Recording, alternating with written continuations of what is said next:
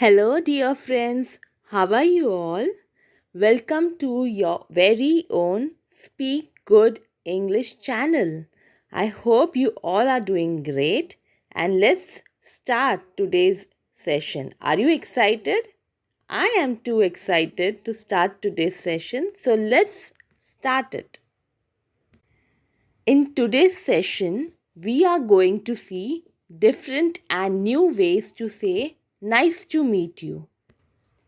Nice to meet you is a classic greeting that we use to introduce ourselves to new people, but sometimes it can feel a bit overused. When choosing a new way to say nice to meet you, it's important to consider the setting and the relationship you have with the person you're talking to. For example, you would want to use a more formal greeting in a business setting than you would in a casual social setting. And of course, you want to avoid using a greeting that is too intimate or cheeky if you don't know the person very well. But most importantly, have fun with it. There are so many different ways to say nice to meet you. So find a greeting that feels authentic to you and that you think the other person will appreciate. When in a casual setting, you can say, "Hey, good to meet you. So excited to meet. Glad to finally meet you in person. What a pleasure to meet you. Cheers to meeting you. It's an honor to meet you." Now let's see some ways to say nice to meet you in a formal setting. It's a pleasure to make your acquaintance. I am delighted to meet you. It's an honor to be in your company. I am pleased to meet you. I am looking forward to working with you. It's a pleasure to be here. I am grateful for the opportunity to meet you. I am looking forward to stay in touch. I am so glad we met today. And there are some unique ways or unique way to address it. So let's see that. It's cosmic that we met. I'm so glad our paths crossed. I'm looking forward to our next encounter. What a delightful surprise to meet you. I'm so glad you're here. I'm so glad to finally meet you. So, these were some different ways in different settings to say nice to meet you.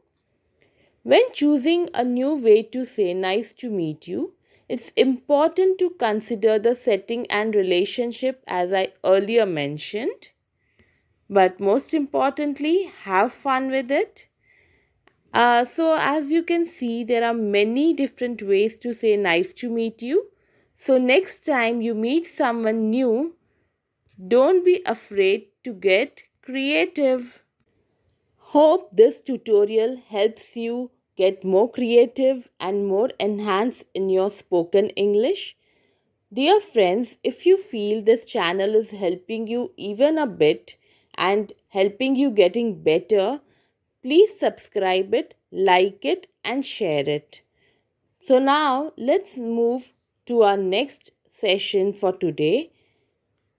Our next topic for the day is different times of a day.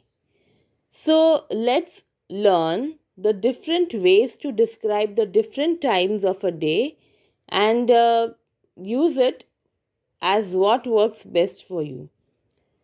Basically, the different time of a day helps you get more creative and descriptive in your spoken English, and it makes your conversation more interesting and engaging. So let's see the different times of the day. Here I am taking you through different times of the day from early morning through midnight. So let's see how it goes. At 4 a.m., it's early morning. 5 a.m., dawn. 6 a.m., sunrise. 7 a.m., morning. 9 a.m., mid morning. 11 a.m., late morning. 12 p.m. is noon or midday. Around 3 p.m. is afternoon. At 4 p.m., we can say it's late noon. 6 p.m. sunset. 6:30 p.m. twilight. 6:45 p.m. dusk. 7 p.m. evening. 9 p.m. night. 12 a.m. midnight. Okay, friends. So I hope you're clear about different times of the day all throughout, and you can use this to make your sentences, phrases more descriptive. We'll learn something more about this. One more way, some more ways to say different times in a day. Morning. We can say sunrise, dawn, daybreak, cockcrow, early morning, mid morning, late morning, and forenoon. Afternoon, midday, noon, post lunch, mid afternoon, late afternoon. Evening, sunset, twilight, dusk, nightfall, early evening, mid evening, late evening, nightcap. Now, some more. Early morning, sunrise, dawn, daybreak, crack of dawn, first light. Mid morning, brunch time, coffee break, mid morning snack time, late morning, nearing lunchtime, approaching midday, 11th. Different times in the evening. Early evening, that is post dinner, twilight, dusk, nightfall. Mid evening, prime time for TV, bedtime for young children. Late evening, graveyard shift, the wee hours, the witching hours. You can use this different times and terms to describe the time of a day in a variety of contexts. For example, you might say, I'm going to bed early tonight. I have an early meeting tomorrow morning. Let's meet for lunch in the mid afternoon. The evening news comes on at 7 p.m. I'm working the late evening shift tonight. So, these were some examples and detailed explanation of different times of a day. So, do use it, get more creative, and record your statements, your phrases, your conversations, and your creative views of these different times of day, and send me in the comment, and we'll see how it goes about. Is it good or you need some correction? So I'm eagerly waiting to hear your comments. Now let's move to the next session of this tutorial, that is the idiom of the day. Today the idiom that we are going to learn is the cat's out of the bag. The cat's out of the bag, which means that a secret has been revealed. It is thought to have originated in the 16th century, and it is likely based on the idea that once a cat is out of a bag, it is difficult or impossible to put it back in. This idiom can be used in a variety of contexts. For example, you might say, the cat's out of the bag if you have been trying to keep a surprise party a secret, but someone accidentally let it slip. Or you have been working on a new product at work and now your competitor has announced a similar product.